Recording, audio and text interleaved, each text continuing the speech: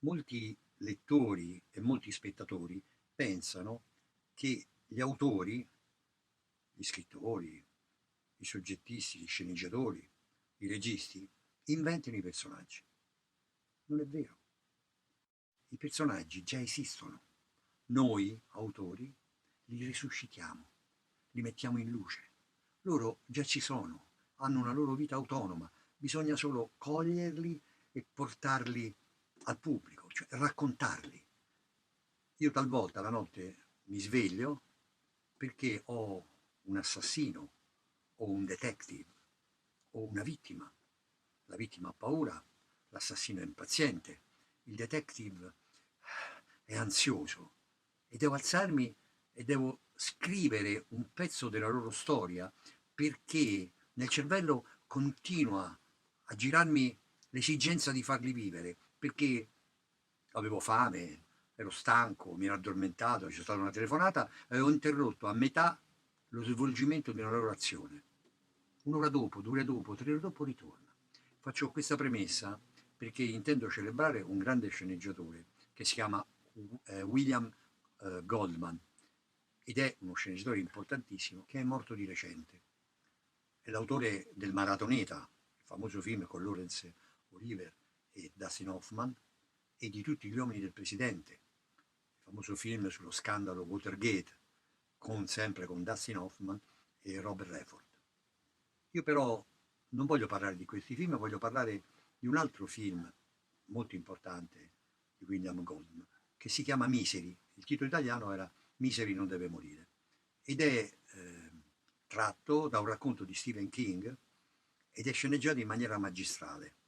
È una storia, è la storia di uno scrittore che viene fagocitato più che dai suoi personaggi, dai fans, da coloro, dai fanatici del personaggio che ha scritto e che sono onnivori, sono terribili, passano dall'ammirazione a una specie di odio nel momento in cui l'autore si permette di cambiare il personaggio rispetto alle loro aspettative.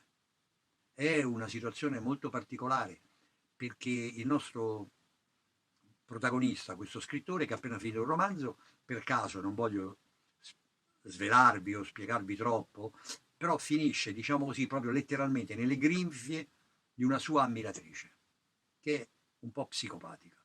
E questo lo tiene prigioniero fino a quando lui non cambia la storia, perché lui ha fatto morire il personaggio principale di questa saga che va avanti da 6 libri e di questo personaggio praticamente questa fan è innamorata, si può dire.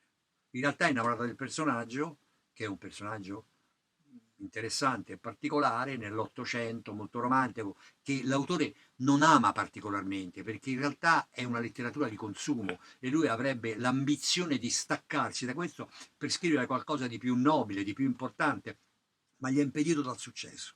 Molto spesso succede che un successo in prigione, io sono l'autore di una famosa commedia brillante e ho dovuto faticare moltissimo per poter convincere i produttori che ero in grado di scrivere anche altre cose.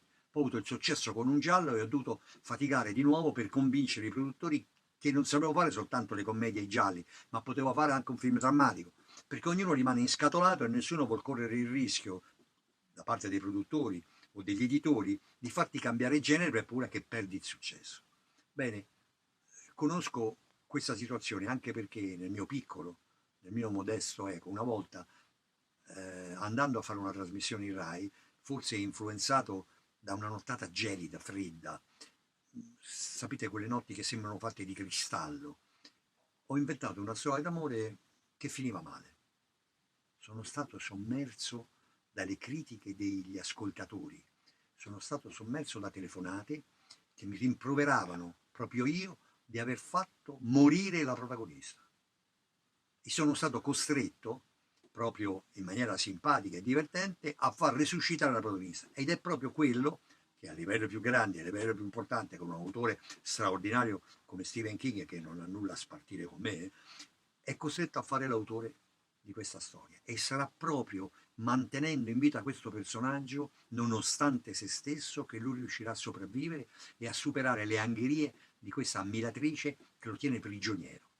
Misery è un film diretto da Rob Reiner, uno straordinario sceneggiatore, regista, è stato anche un grande attore, addirittura ha preso un Emmy, 2 Emmy come attore, e come regista è l'autore di Harry ti presento Sally, una straordinaria commedia. Qui è capace invece di essere un maestro del noir e del suspense. In questo film, che è interpretato da James Caan, il famoso attore americano, l'indimenticabile Sonny del Padrino, famoso anche per aver rifiutato ruoli straordinari, ha rifiutato il ruolo di protagonista di Apocalypse Now, ha rifiutato Blade Runner, ha rifiutato Qualcuno volò sul nido del cuculo. Stranissimo, no? Sceglie dei film invece di altri. E è interpretato anche nella parte della appassionata, maniaca, pazza, innamorata da Katie Bates, che addirittura ha guadagnato un Oscar per questa interpretazione, proprio perché il film è straordinariamente ricco di drammaticità, di umori, di follia, ma una follia lucida, condotta sul filo, secondo lo stile di Stephen King, quasi di una logica perversa. Non vi dico come va a finire, vi dico soltanto che talvolta i personaggi sono dei fantasmi e non è solo il caso dei 5 personaggi di Cercatore di Pirandello, che addirittura i personaggi si presentano e che dicono come all'autore e al regista come ti permetti di farci fare questo perché noi vorremmo fare quest'altro. Ecco, non arriviamo a questo punto. Tuttavia, talvolta nel mio studio, la sera, mentre scrivo una storia, mi sembra che qualcosa si agiti nel buio. Fortunatamente questi fantasmi che arrivano sono fantasmi benefici, perché anche il mio assassino in un film giallo poi in realtà è una finzione e quindi basta una battuta, basta un sorriso, basta un'ironia per cambiarlo. E con questo vi ringrazio.